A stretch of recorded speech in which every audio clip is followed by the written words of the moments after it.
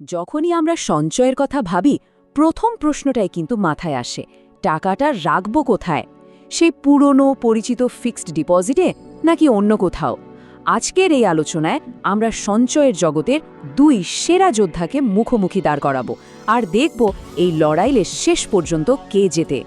প্রশ্নগুলো তো খুবই সোজা, তাই না? ফিক্সড ডিপোজিট নাকি পিপিএফ, কোনটা বেশি নিরাপদ? আর সবথেকে জরুরি প্রশ্নটা হলো, আমাদের কষ্ট করে জমানো টাকা কোনটাতে সবথেকে বেশি বাড়বে? চলুন এই সব জটিল প্রশ্নের উত্তরগুলো একটু সহজ করে খুঁজে বের করা যাক। তো লড়াইয়ের জন্য রিং একদম তৈরি। চলুন আলাপ করা যাক আমাদের প্রথম প্রতিযোগীর সঙ্গে।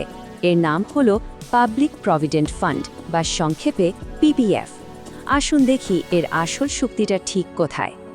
সহজ করে বললে পিপিএফ হলো সরকারের চালু করা একটা লম্বা সময়ের সেভিং স্কিম। এর দুটো মূল লক্ষ্য, এক লম্বা সময় টাকা জমানো, আর দুই ট্যাক্স বাঁচানো। এখানে সবচেয়ে গুরুত্বপূর্ণ শব্দটা হলো সরকার সমর্থিত। তার মানে জমানো টাকার সুরক্ষার দায়িত্ব সরাসরি সরকারের, যা এটিকে প্রায় ঝুঁকিহীন একটা বিনিয়োগের জায়গা করে তুলেছে। এবার এর মূল ফিচারগুলো একটু দেখে নেওয়া যাক। পিপিএফের একটা লক ইন পিরিয়ড আছে 15 বছরের। শুনে হয়তো মনে হচ্ছে অনেকটা সময়, তাই না? কিন্তু ধৈর্য ধরে সম্পদ তৈরির জন্য এটাই তো আসল ম্যাজিক। সুদের হার এখন মোটামুটি 7.1% আশেপাশে, যদিও এটা বদলাতে পারে। বছরের সর্বোচ্চ 1.5 লক্ষ টাকা পর্যন্ত রাখা যায়। আর সবচেয়ে আকর্ষণীয় ব্যাপার হলো এর ঝুঁকির মাত্রা, যা একদম শূন্য, কারণ এখানে সরকারি গ্যারান্টি আছে, মানে নিশ্চিন্তে থাকা যায়। বেশ, পিপিএফ সম্পর্কে তো একটা ধারণা পাওয়া গেল। এবার তাহলে রিংয়ে ডাকা যাক আমাদের সকলের চেনা পরিচিত চ্যাম্পিয়ন ফিক্সড ডিপোজিট বা এফডিকে। চলুন দেখি এই দুই হেভিওয়েটের লড়াইয়ে কে কতটা এগিয়ে থাকে। এই যে দেখুন, আমরা দুটি অপশনকে পাশাপাশি রেখেছি। একদিকে আছে লম্বা রেসের ঘোড়া পাবলিক প্রভিডেন্ট ফান্ড, আর অন্যদিকে আছে আমাদের বহুদিনের বিশ্বস্ত ব্যাংক ফিক্সড ডিপোজিট। এবার এদের ফিচারগুলো একটা একটা করে তুলনা করে দেখলেই বোঝা যাবে কার পাল্লা কতটা ভারী। এই টেবিলটাই কিন্তু আসল জায়গা, যেখানে পুরো ছবিটা পরিষ্কার হয়ে যাবে। দেখুন, নিরাপত্তার দিক থেকে পিপিএফ সরাসরি সরকার সমর্থিত, রিটার্নের দিক থেকে দুটো প্রায় কাছাকাছি। কিন্তু আসল খেলাটা হয় ট্যাক্সের ঘরে। পিপিএফ কিন্তু সম্পূর্ণ করমুক্ত, অথচ এফডিতে যে সুদ পাওয়া যায় তার ওপর নিজের ট্যাক্স স্ল্যাব অনুযায়ী কর দিতে হয়। আর এখানেই পিপিএফ অনেকটা এগিয়ে যায়, বিশেষ করে যাদের আয় বেশি। সুতরাং যদি লম্বা সময়ের জন্য, যেমন রিটায়ারমেন্টের জন্য টাকা জমানোর কথা ভাবা হয়, তাহলে পিপিএফ একটা দারুণ বিকল্প। আর যদি কম সময়ের জন্য টাকা রাখার দরকার হয়, তাহলে এফডির ফ্লেক্সিবিলিটি কাজে আসতে পারে। প্রত্যেক চ্যাম্পিয়নেরই তো একটা স্পেশাল মুভ থাকে, তাই না? পিপিএফের সেই স্পেশাল মুভ বা সুপার পাওয়ারটাই হলো এর ইই স্ট্যাটাস। চলুন দেখি এই সুপার পাওয়ারটা আসলে কিভাবে কাজ করে। হ্যাঁ, ঠিক এটাই। এই একটা জিনিসই পুরো খেলার মোড় ঘুরিয়ে দেয়। ইই স্ট্যাটাস, এই শব্দটা মনে রাখা দরকার, কারণ এটাই পিপিএফের আসল জাদু। আসুন পরের স্লাইডে এর মানেটা একটু সহজ করে বুঝি। তো কি এই ইই?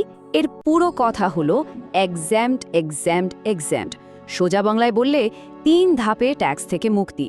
মানে যখন টাকা রাখা হচ্ছে তখনও ছাড়, যখন সুদ জমছে তখনও ছাড়, আর 15 বছর পর যখন সব টাকা একসাথে তোলা হচ্ছে তখনও কোনো ট্যাক্স নেই।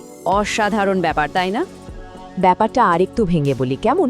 প্রথমত, যে টাকাটা জমা রাখা হচ্ছে সেটার ওপর সেকশন 80C-তে ট্যাক্স ছাড় পাওয়া যায়। দ্বিতীয়ত, প্রতি বছর যে সুদটা জমছে সেটার ওপর কোনো ট্যাক্স লাগে না, মানে টাকাটা কোনো বাধা ছাড়াই চক্রবৃদ্ধি হারে বাড়তে থাকে। আর সব শেষে মেয়াদ পূর্তির পর যখন আসল আর সুদ মিলিয়ে একটা বড় টাকা হাতে আসছে, সেই পুরোটার ওপরও কোনো কর দিতে হবে না। বাস্তবে এর প্রভাবটা ঠিক কতটা? শুধু মুখের কথা নয়, চলুন একটা হিসাব দেখি। যদি কেউ 30% ট্যাক্স ব্র্যাকেটে থাকেন আর বছরে 1.5 লাখ টাকা পিপিএফে রাখেন, তাহলে তিনি সরাসরি প্রায় 45,000 টাকার ট্যাক্স বাঁচাতে পারেন। ভাবুন তো, বছরে এই টাকাটা যদি পকেটে থেকে যায় তাহলে কেমন হয়? এটা কিন্তু একটা বিশাল সুবিধা।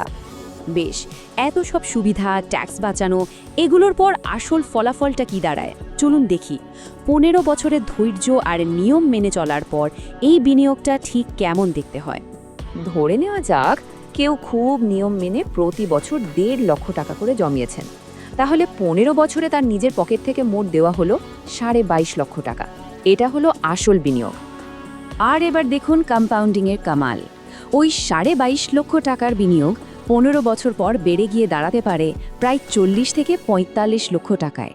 আর সবচেয়ে বড় কথা কি জানেন, এই পুরো টাকাটার উপর একটা টাকাও ট্যাক্স দিতে হবে না, পুরোটাই নিজের। এখানেই তো এফডির সাথে এর আকাশ পাতাল তফাৎ। শুধু টাকা রাখলেই তো সেরা রিটার্ন আসবে না, তাই না? স্মার্টলি ইনভেস্ট করতে হবে। চলুন কয়েকটা প্রো টিপস দেখে নিই, যেগুলো রিটার্নকে আরও কিছুটা বাড়িয়ে দিতে পারে। এই 3টি নিয়ম কিন্তু খুব সহজ, কিন্তু এর প্রভাব অনেক বড়। প্রথমত, সম্ভব হলে পুরো 1.5 লক্ষ টাকাই রাখা ভালো, কারণ যত বেশি টাকা রাখা হবে তত বেশি সুদ জমবে আর তত বেশি ট্যাক্স বাঁচবে। দ্বিতীয়ত, বছরের শুরুতে মানে এপ্রিল মাসেই টাকাটা রাখলে পুরো বছরের সুদ পাওয়া যায়। আর তৃতীয়ত, মাসের 5 তারিখের আগে টাকা জমা দিলে সেই মাসের সুদটাও হিসাবে চলে আসে। এই ছোট্ট ছোট্ট অভ্যাসগুলোই কিন্তু লম্বা সময় একটা বড় পার্থক্য তৈরি করে দেয়।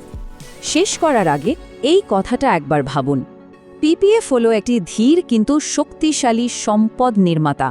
যদি লক্ষ্য হয় লম্বা সময়ের জন্য নিরাপদে আর ট্যাক্স বাঁচিয়ে একটা বড় অঙ্কের টাকা জমানো, তাহলে পিপিএফ নিঃসন্দেহে একটা সেরা বিকল্প। এখন ভাবার বিষয় হলো, এই ধীর কিন্তু নিশ্চিত সম্পদ তৈরির যাত্রায় সামিল হওয়ার জন্য সঠিক সময় কোনটা।